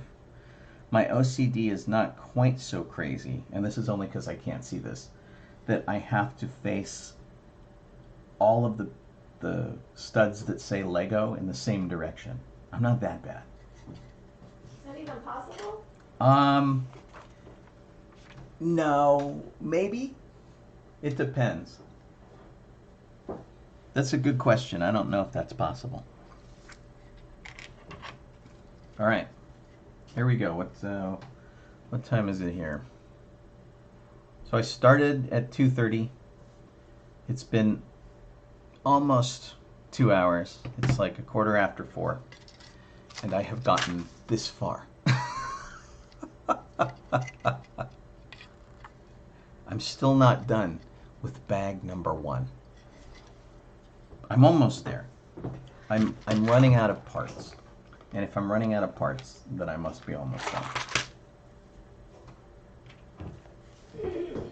Okay, so working on the same piece here. Let's do some panels for structural integrity.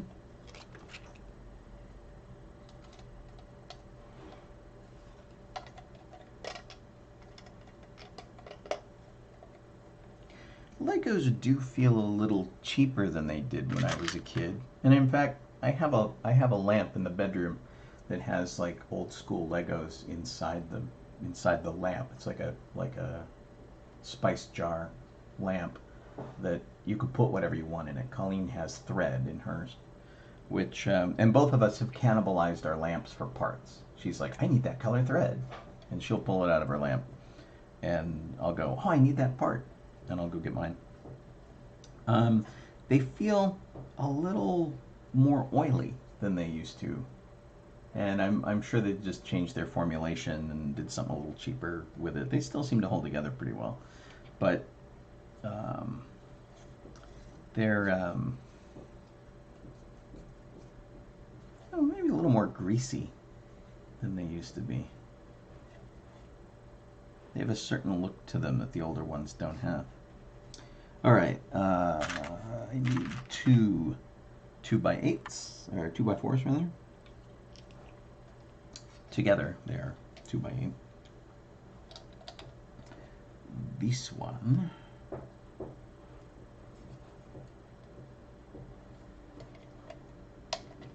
goes here, and this one goes there.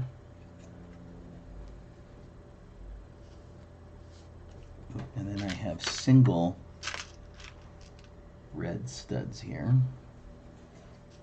Those go in these little corners. It must be important because they're making you do it. It'd be really funny. A lot of Lego kits are designed by computer now, and it would be really interesting if the guys have a button that's like add extraneous parts, just so you can get the part count up.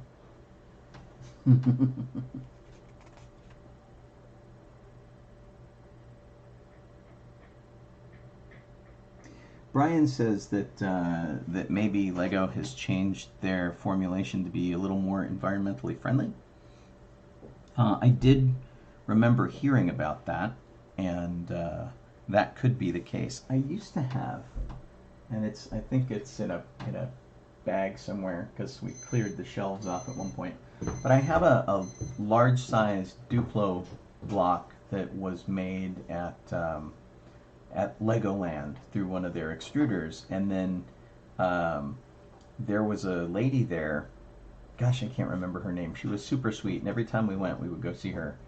And she was over in the Lego City portion of Legoland, and she would take extra plastic and sort of goosh it all over the brick, and it was just extra melted plastic. So she would put one of these bricks under, and when the extruder would heat up and she would fire off some extra plastic, it would gloop all over the thing. And she made these weird little art creations that she would give you, and it was kind of fun because, you know, as opposed to just having a thing that came out of the machine, which was equally cool because you watched it made in front of you, like right there, she added a little something to it, and she would take you in and show you the machine. She was really neat. And she'd been at Legoland like since they opened in 1999. It was pretty cool. Alrighty. That was 38. 39. Closing it up a little bit here, except now I need one of these guys. Yeah, the more I handle this, Brian, you could be right. This could be a reformulated plastic for something that's more environmentally friendly. Maybe it breaks down in sunlight or something. To mount some to my car and find out. 3D prints, they don't last on my car very well. They get really structurally weak. Turn to powder. So that's cool. Yeah, Don says that the parts are biodegradable now. Okay. 40.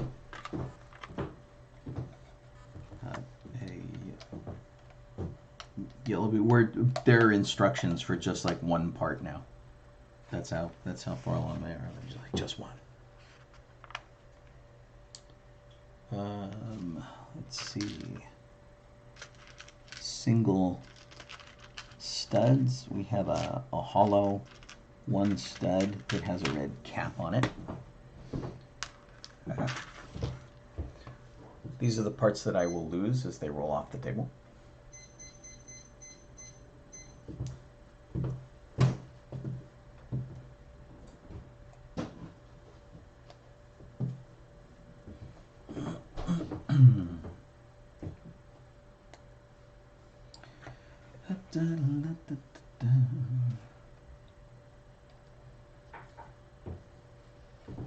Yes, I'm always the optimist. I'm like, let's see how far we can get today.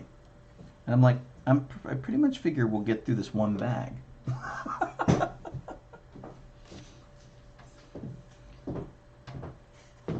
Which means if they're all this long, and admittedly I'm like talking to you guys and hanging out, it's like a 20-hour project.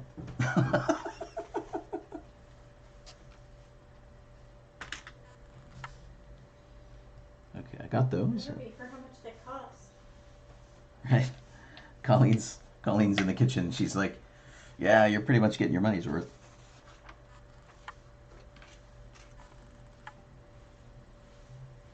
I do like, there are a series, and there's no way in heck I'm going to do this, but there is a series of videos that are high-speed, slow-motion Lego destruction, where they like drop the Millennium Falcon model off of something and shoot it at high speed as it explodes everywhere.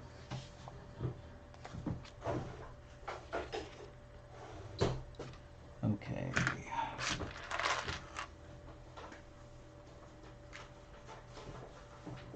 There we go.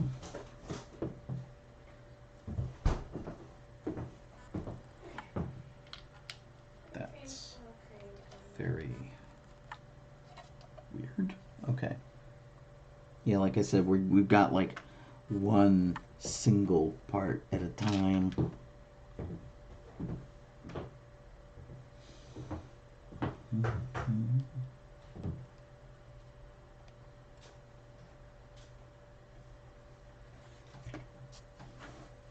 I remember that there was a group of people who were using Legos as a tool to combat Alzheimer's, because you know it takes a lot of thought. There's instruction following. There are puzzles to solve. You're building a machine, and in some cases, a fairly complex machine. My problem is that I miss details. They'll like show a thing and I don't do it. So like this one right here, I have these two guys right here. I do not have them over here. And I know they need to be there, and I'll add them now, but I didn't see them in the instructions. I like completely spaced over them. This is why I don't work on my car engine, because I will have extra parts and not know where they go.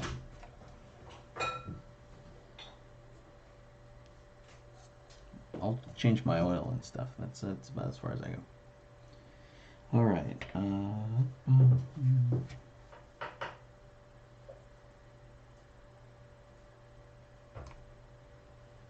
Let's see. This goes here. I'm back into the weird parts.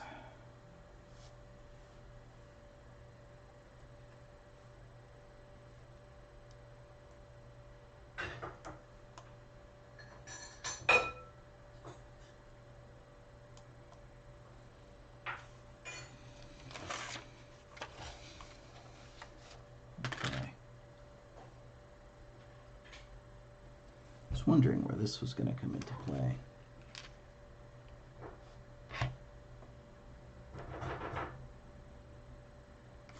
One of these, small blue one, a yellow right angle cam, one red pieces. All right. The thing that would make me sad is that if I just couldn't seem to get this this going, because I like to think I'm a 12-year-old at heart, and if I can't properly do Legos that a 12-year-old could do, that's a bad sign.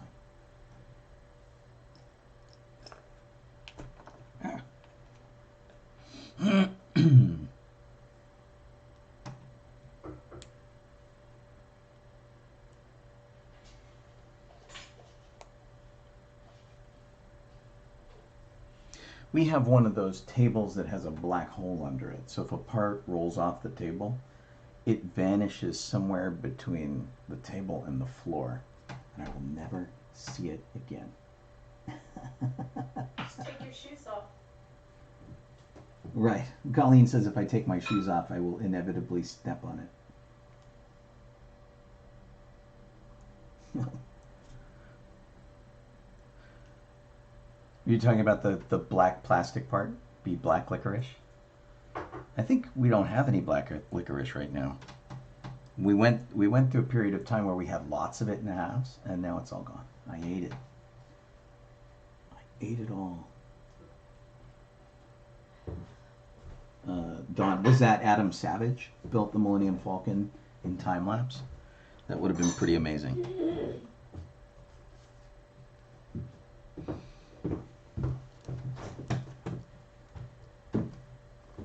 Okay. I believe that I have this correctly placed. We're getting into the tricky ones now. It's like, do this, make this happen. I'm like, I don't know that I can make that happen.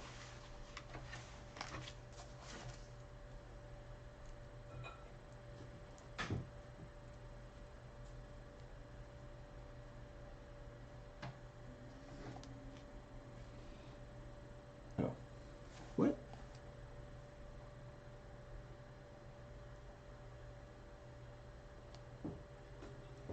Oh, I see. Tricky. So there's a piece that you have to slide through, but it's got to be all aligned properly before you slide it, which involves jamming them all over to one side.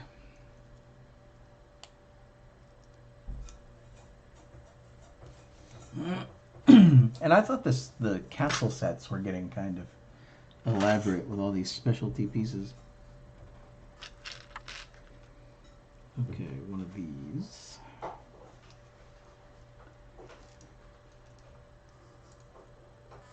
And this gets added to our gadget over here.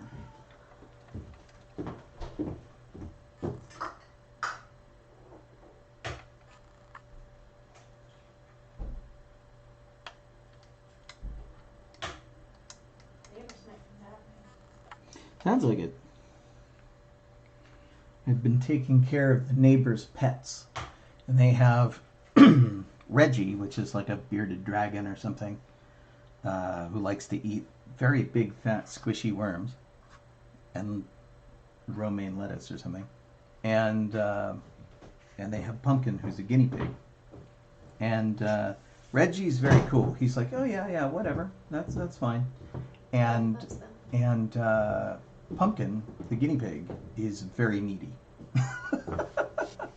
Hey, are you there? Where are you going? Don't leave.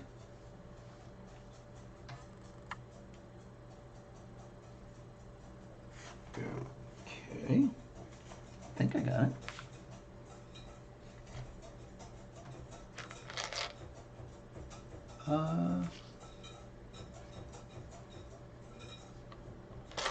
Okay. Okay, all right. I think I'm building another one of those.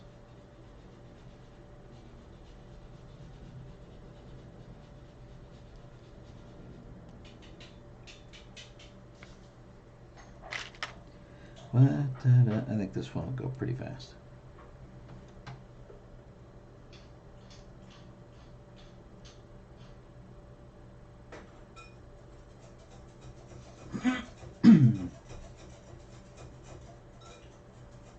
Yeah, I've seen those, Brian, the sort of candy Lego bricks. You couldn't really build anything with them that wasn't a house. You could stack them on each other and they were held together by gravity, not because they clicked with each other. And that was always disappointing. There should be a way to do that.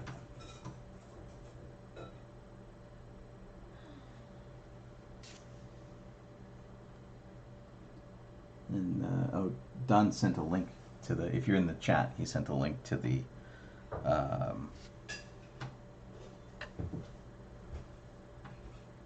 Adam Savage video, I think. Okay, let's see here.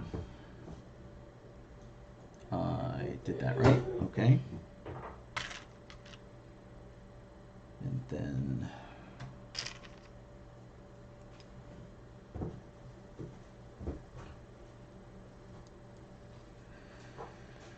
of these, and we have these.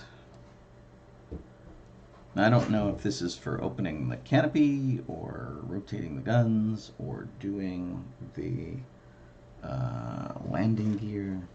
I have no idea what the actual features of this is. I guess we'll find out eventually. Okay, one dot. One of these. One of these. Oh, and one of these.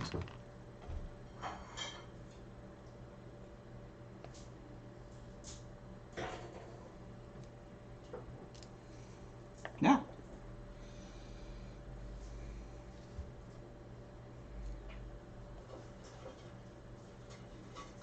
One of the other things too is that sometimes these things have to be, like, they try to do them in a very specific way because you need the gear teeth to mesh or things like that. I'll miss something like that too, where I'm like, oh, I totally got this, and then no, I've done something wrong.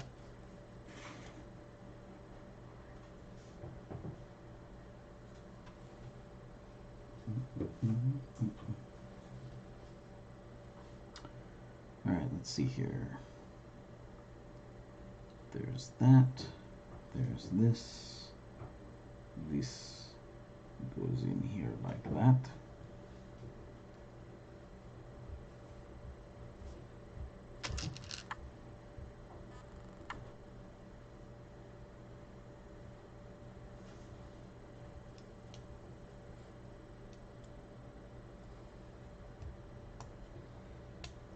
Okay, I think I got it.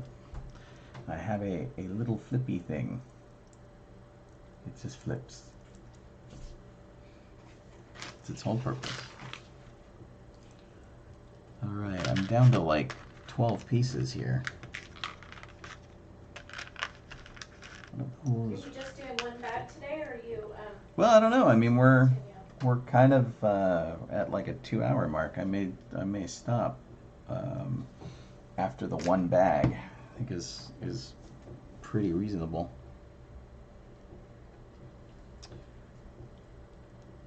We'll see. Maybe this will be far enough to get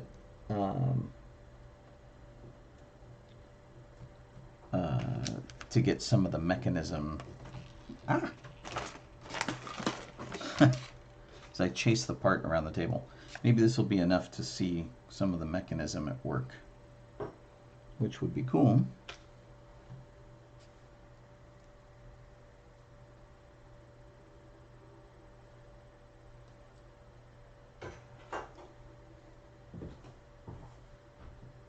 Okay.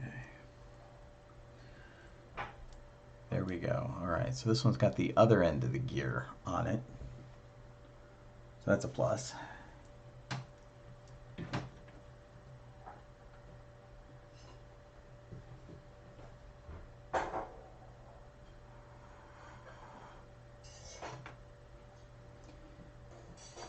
Nick said hi to Kelly. Are there people in the chat that I'm not seeing? Actually, I only see chat from Facebook, so I hope that that's I'm not missing people. There may have been all sorts of other people, and they're like, "He's ignoring me. What a jerk!"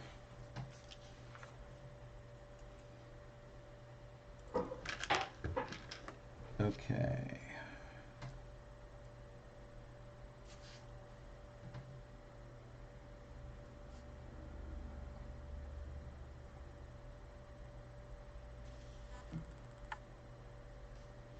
Right, so now this gets jammed all the way through here, and it gets another end cap on it. All right, I think I got that.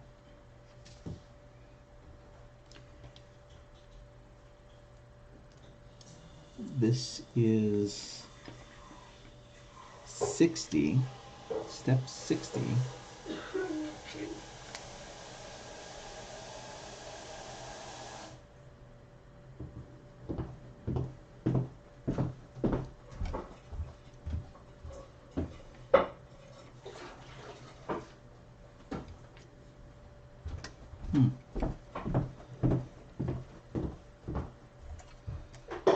See, I have this, but I feel like I've done this wrong. I think this one goes here. To quote Han Solo.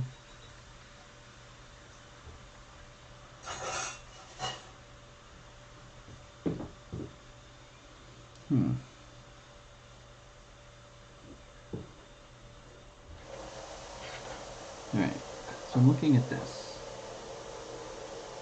Here's that. So this one goes here, right? Yes. And then this one goes here.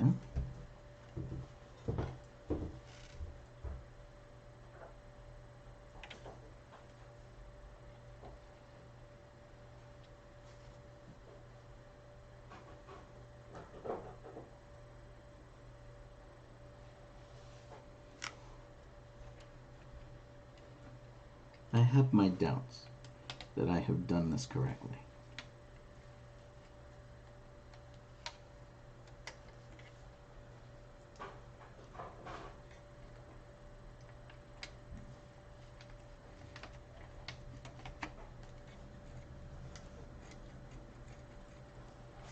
Okay, oh, this must be the gun positioning mechanism.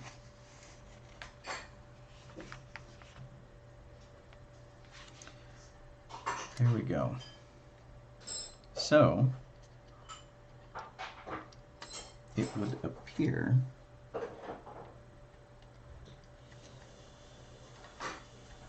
that I pretty much have this right.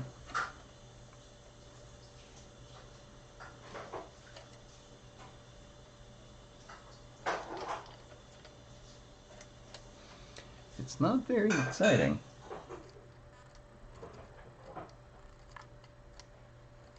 But it's there. All right. And that's it. That's bag one, all assembled.